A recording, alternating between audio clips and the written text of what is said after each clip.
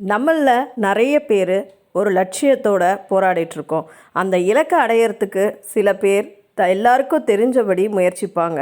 சில பேர் ரகசியமாக யாருக்குமே சொல்லாமல் தன்னுடைய இலக்கை நோக்கி பயணிப்பாங்க. அந்த மாதிரி யாருக்கும் தெரியாமல் தன்னுடைய இலக்கை நோக்கி பயணிக்கிற ஒவ்வொருவருக்கும் பல அவமானங்களும் ஏச்சுக்களும் பேச்சுக்களும் ஏற்படும். அந்த மாதிரி தருணத்தை நம்ம எப்படி கையாளணும் அப்படின்றதுக்கான ஒரு கதையை தான் இன்றைக்கி பார்க்க போகிறோம். அனைவருக்கும் வணக்கம். Welcome to my channel Bharathi's world. உங்களோட பேசிகிட்டு இருக்கிறது நான் பாரதி. வாங்க கதைக்குள்ளே போகலாம். This video is sponsored by BuyMote eShopping. BuyMote eShopping is one of the online shopping app. ஒரு காலத்தில் ஒரு அரசர் அவருடைய ராஜ்யத்தை ஆண்டு வந்தார். அவரிடம் நிறைய மந்திரிகள் இருந்தாங்க. ஆனால் அதில் ஒரு மந்திரி மட்டும் மிகுந்த அறிவு கூர்மை உடையவராக இருந்தார். எந்த அளவுக்குனா அந்த அரசர் அந்த மந்திரியை கலந்து ஆலோசிக்காமல் எந்த ஒரு முடிவுமே எடுக்க மாட்டார். ஒரு நாள் அந்த அரசர் அந்த மந்திரியை பார்த்து, நீங்கள் இவ்வளோ அறிவுடையவராக இருக்கீங்களே, ஆனால் உங்களுக்கு பிறந்த உங்கள் மகன் அந்த அளவுக்கு அறிவு கூர்மை உடையவனா எனக்கு தெரியலை, ஏன் அப்படி இருக்கான்னு எனக்கு புரியலை, அவனை மாற்றுறதுக்கு ஏதாவது முயற்சி பண்ணுங்களேன் அப்படின்னு சொல்கிறார். இதை கேட்ட மந்திரிக்கு மிகுந்த அதிர்ச்சி ஏற்பட்டது. என்ன சொல்கிறீங்க அரசே, என் மகனுக்கு அறிவு இல்லைன்றீங்களா அப்படின்னு கேட்குறாரு. ஆமாம், நான் மக்களை சந்திக்கிறதுக்காக தினமும் சந்தைக்கு போகிறது உண்டு. அங்கே உங்கள் மகனை நான் தினமும் சந்திச்சுட்டு தான் இருக்கேன்.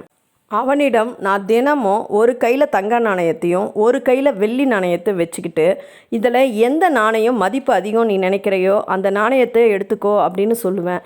அதுக்கு இதுவரையுமே உன்னுடைய மகன் ஒரு நாளும் அந்த தங்க நாணயத்தை தொட்டதே கிடையாது. வெள்ளி நாணயம்தான் மதிப்பு அதிகம் நினச்சி அதை அவ்வளோ மகிழ்ச்சிகரமாக எடுத்து செல்கிறான் அப்படின்னு அரசர் மந்திரி கிட்ட சொல்ல, அங்கே கூடியிருந்த அனைவரும் இதை கேட்டு மந்திரியை பார்த்து மிகவும் ஏளனமாக சிரிக்கிறாங்க.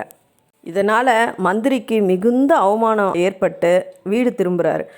இப்போ அந்த மந்திரி தன்னுடைய மகனை பார்த்து, மகனே, உன்கிட்ட நான் ஒரு கேள்வி கேட்பேன், அதுக்கு நீ கரெக்டாக பதில் சொல்லணும் அப்படின்னு கேட்குறாரு. என்னப்பா சொல்லுங்கள், தங்க நாணயம் மதிப்பு அதிகமா இல்லை வெள்ளி நாணயம் மதிப்பு அதிகமா, எது நீ அதிக மதிப்புடையது நீ நினைக்கிற, சொல்லு பார்க்கலாம் அப்படின்னு கேட்க, அதுக்கு அந்த மகன், அப்பா என்னை பொறுத்த வரைக்கும் தங்க நாணயம்தான் மதிப்பு அதிகம், ஆனால் இப்போ எதுக்குப்பா இதெல்லாம் கேட்குறீங்கன்னு கேட்குறான். சரி, அப்படி இருக்கும்போது நீ ஏன் அரசர் உங்ககிட்ட நாணயத்தை தேர்ந்தெடுன்னு சொல்லும்போது இந்த வெள்ளி நாணயத்தை தேர்ந்தெடுத்த, தங்க நாணயம் அவ்வளோ மதிப்பு அதிகம்னு உனக்கு தெரியுது, இருந்தாலும் நீ வெள்ளி நாணயத்தை தேர்ந்தெடுத்ததுக்கான காரணம் என்ன அப்படின்னு கேட்க, அதுக்கு அந்த மகன், அப்பா நான் தங்க நாணயத்தை தேர்ந்தெடுத்தேன்னா அந்த விளையாட்டு அன்றையோடு முடிஞ்சிருக்கும், எனக்கு ஒரே ஒரு தங்க நாணயம் தான் கிடச்சிருக்கும், ஆனால் அதுக்கு பதிலாக வெள்ளி நாணயம்தான் சிறந்ததுன்னு சொன்னதுனால அந்த விளையாட்டு இன்றைக்கும் தொடருது. நான் சரியான விடையை சொல்லியிருந்தா அந்த ஒரே தங்க நாணயத்தோடு அந்த விளையாட்டு முடிஞ்சிருக்கும்ப்பா, ஆனால் நான் வெள்ளி நாணயம் சிறந்ததுன்னு வேற ஒரு பதிலை சொன்னதுனால தான் இன்றைக்கி வரைக்கும் என்னால் அந்த தங்க நாணயத்தை விட அதிக மதிப்பிலான வெள்ளி நாணயத்தை நான் இப்போ பெற்றிருக்கிறேன் அப்படின்னு ஒரு பெட்டி முழுக்க இருக்கிற வெள்ளி நாணயத்தை தன்னுடைய அப்பா கிட்ட காமிக்கிறான்.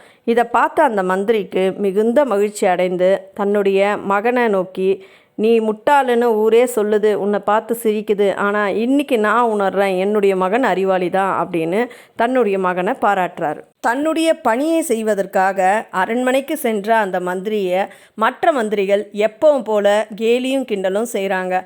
இதை கேட்ட இந்த மந்திரியோ எந்த ஒரு மனசங்கடத்துக்கும் ஆளாகாமல் மிகுந்த புன்னகையோட தன்னுடைய பணியை தொடங்குறாரு.